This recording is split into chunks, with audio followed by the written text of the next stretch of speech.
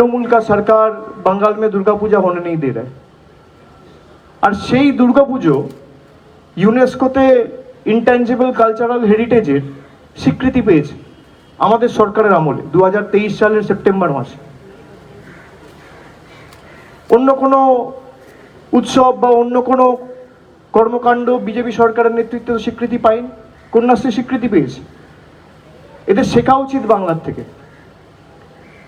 যেভাবে বাংলাকে এরা পদে পদে নিপীড়িত, বঞ্চিত, শোষিত করে রাখতে চেয়েছে, এমনকি আপনারা আজকে দেখেছেন হাইকোর্টের একটা অর্ডারও এসছে যেখানে বীরভূমের একটা গর্ভবতী মহিলাকে এবং তার সাথে 6 জনকে বাংলাদেশি বলে ডিপোর্ট করে দেওয়া হয়েছিল। হাইকোর্ট আজকে অর্ডার দিয়ে বলেছে যে এফআরআর যে ডিপোর্টেশন সেটা সম্পূর্ণ অবৈধ, ওপেন কোর্টে বলেছে, এবং বলেছে 4 সপ্তাহের মধ্যে তাদেরকে ভারতবর্ষে ফিরিয়ে আনতে হবে। বাংলা দেখলে বলে দিচ্ছে বাংলাদেশ, বাংলায় কথা বললে বলছে এদের অ্যারেস্ট করতে হবে। সংবাদ মাধ্যমের যারা বন্ধুরা রয়েছেন তারা জিজ্ঞেস করুন। আজকে অমিত শাহ দেশের স্বরাষ্ট্রমন্ত্রী বাংলায় রয়েছে, আজকে বিদ্যাসাগরের জয়ন্তী, জন্মদিবস, এবং তার সাথে হাইকোর্টের এই থাপ্পড়, আগে তো ক্ষমা চাওয়া উচিত। একবার ঈশ্বরচন্দ্র বিদ্যাসাগরের মূর্তির সামনে দাঁড়িয়ে ক্ষমা চাওয়া উচিত। আর আপনি এই যে দুর্গা মন্দির, কালী মন্দিরে যাচ্ছেন, যান, মা আপনাদের সুমতি দিক, আপনাদের ভালো করুক, কিন্তু তার আগে ক্ষমা চান যে বাংলার প্রতি যে অবিচার অন্যায়টা করেছেন। এবং ঈশ্বরচন্দ্র বিদ্যাসাগর যে আপসীন লড়াইয়ের সংগ্রাম ইতিহাস জানেননি, না জেনে আপনার নেতৃত্বে যে মূর্তি ভাঙা হয়েছিল এবং তারা আজও বহাল তবিয়েতে বিজেপি করছে, যারা করেছিল তাদের বিরুদ্ধে কোনো উপযুক্ত ব্যবস্থা বা শাস্তিও দলীয় তরফ থেকে তারা নেয়নি। এবং যত বাংলার বিরোধিতা করেছে বাংলার মানুষ তত গর্জে উঠেছে। আমি রাজনৈতিক কথা আজকে বেশি বলতে চাই না, আপনারা প্রশ্নটা করলেন বলে আমি উত্তর দিলাম। বাকি আমার আশা আজকে সম্পূর্ণভাবে অরাজনৈতিক, এবং আমি ভাগ্যবান যে ঈশ্বরচন্দ্র বিদ্যাসাগরের যে জন্মভিটা, সেই জন্মভিটায় আমি যখন নবজোয়ার যাত্রা করছিলাম ঘাটাল ব্লকের বীরসিংহ গ্রাম পঞ্চায়েত, সেখানে আমার যাওয়ার সৌভাগ্য হয়েছিল।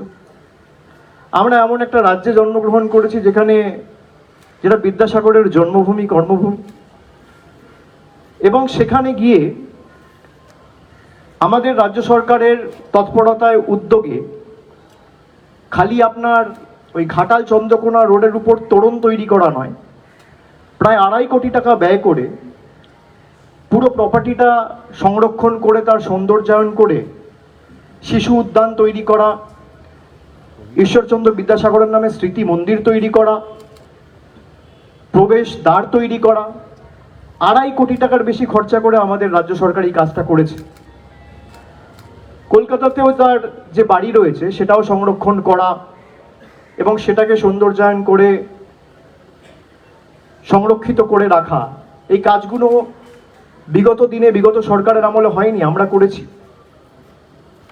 এবং আমরা চেষ্টা করেছি যাতে আগামী প্রজন্ম এই দার্শনিক ব্যক্তিত্ব যারা রয়েছেন, যারা আমাদের কাছে পূজ্য, তাদের যাতে মনে রাখে এবং তাদের ভুলে গেলে চলবে না, ইতিহাসও ক্ষমা করবে না। তাই ঈশ্বরচন্দ্র বিদ্যাসাগরের লড়াই আমাদের, তার আপসীন সংগ্রাম এবং মানুষের জন্য বা সমাজের জন্য তার যে বলিষ্ঠ ভূমিকা বা অবদান, এটা পদে পদে আমাদের অনুপ্রাণিত করে এবং আগামী দিনেও করবে। ঠিক আছে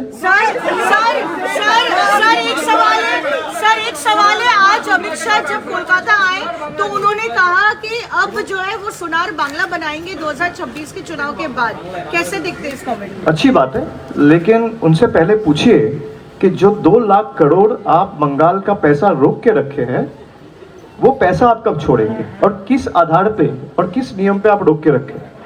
पत्रकार के नाते ही आपको पूछना चाहिए। भाई वो कुछ बोल रहे हैं तो आप मेरे से आके पूछ रहे हैं, मैं आपको जवाब दे रहा हूँ।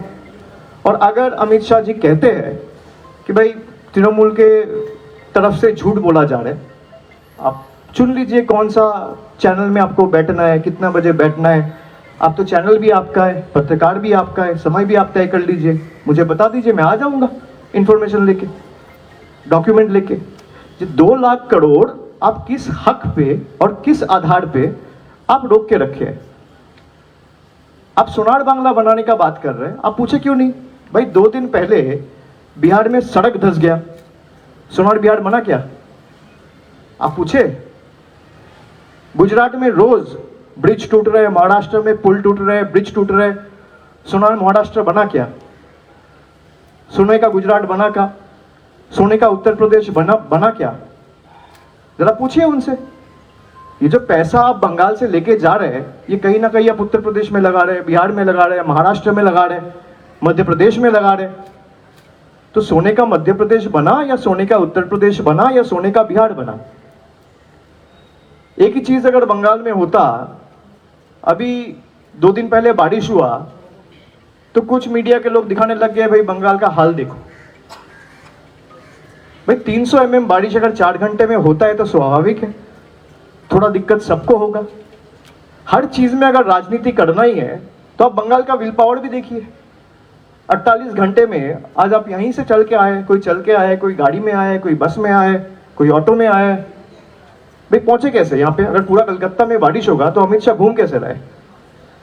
यही दिखाता है आप एक जगह से, एक मंदिर से दूसरा मंदिर जा रहे हैं, आप एक मीटिंग से दूसरा मीटिंग कर रहे हैं, आप निकल कैसे पाए? 2 दिन पहले तो यहाँ पे आधा कमर तक पानी था।